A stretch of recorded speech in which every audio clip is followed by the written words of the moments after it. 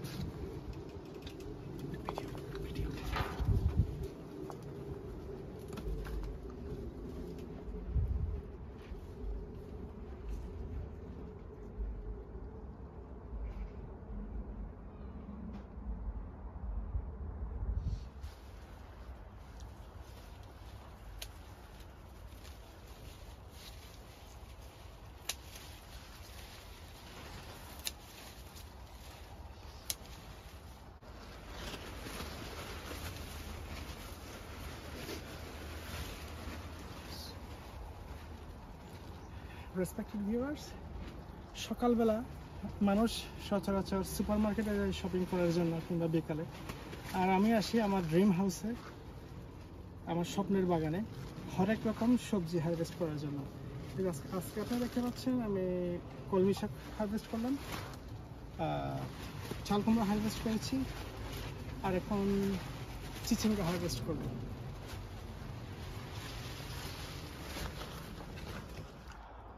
Respected viewers, আপনারা দেখেছেন আমি একটু আগে চাল কুমড়া হারভেস্ট করেছি, তারপরে কলমি শাক হারভেস্ট করেছি, এখন চিচিঙ্গা হারভেস্ট করব, কারণ এগুলো অনেক পরিপক্ক হয়ে গেছে। এগুলো যদি আর রেখে দেয় তাহলে আর খাওয়া যাবে না। তো এখন হচ্ছে চিচিঙ্গা হারভেস্ট করার পালা।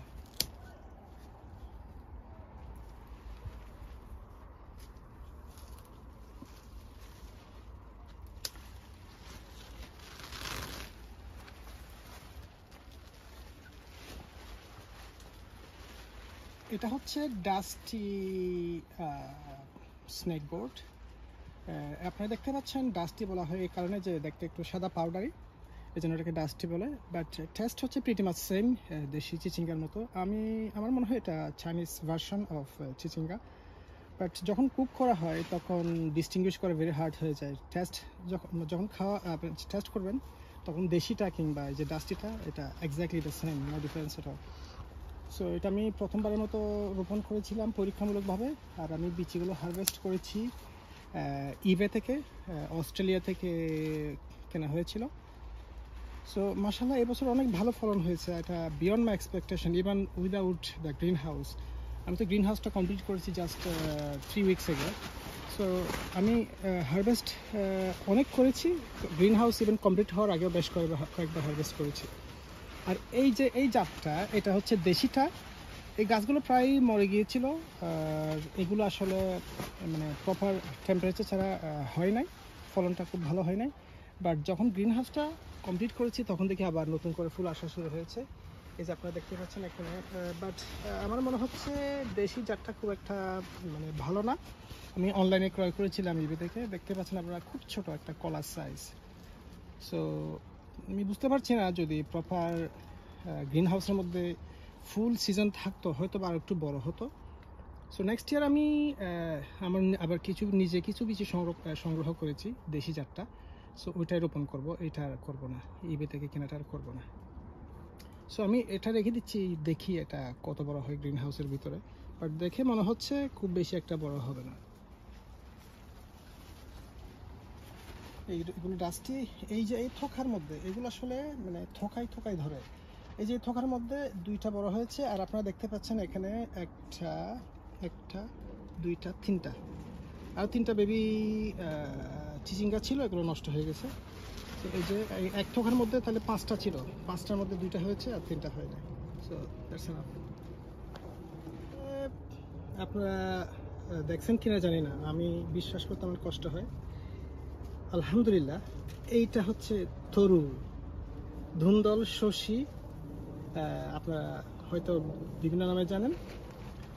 এটা আমি অনেকবার ট্রাই করেছি, এর আগেও হয় নাই। বাট আলহামদুলিল্লাহ এবছর অনেক ভালো ফলন হয়েছে। আমি প্রায় 5-6 কেজি হারভেস্ট করেছি।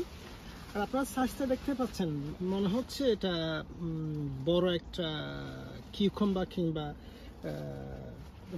লাউয়ের সাইজ। যে ইন্ডিয়ান কতগুলো লাউ পাওয়া যায়, দুধি বলে, দুধি সাইজের চেয়ে আরও বড় হয়েছে মাশাআল্লাহ। এটা আমার মানে আমি দেখলে বিশ্বাস করতে পারি না যে আমার গার্ডেনে এত বড় শশী কিংবা তরু হয়েছে। এই যে এখানে আরও একটা আছে, আমি এগুলো বিচি সংগ্রহ করার জন্য রেখে দিয়েছি। এখানে একটা আছে, এখানে একটা, আর এই যে এখানে একটা। এটা হচ্ছে সবচেয়ে বড়টা, এটা বিচি সংগ্রহ করার জন্য রেখে দিয়েছি। এটা হচ্ছে ওই যে ডাস্টি স্নেক গোর্ড কিংবা চিচিঙ্গা। আমি এটা প্রথম ব্যাচের ফলন, আমি এটা রেখে দিয়েছি বিচি সংগ্রহ করার জন্য।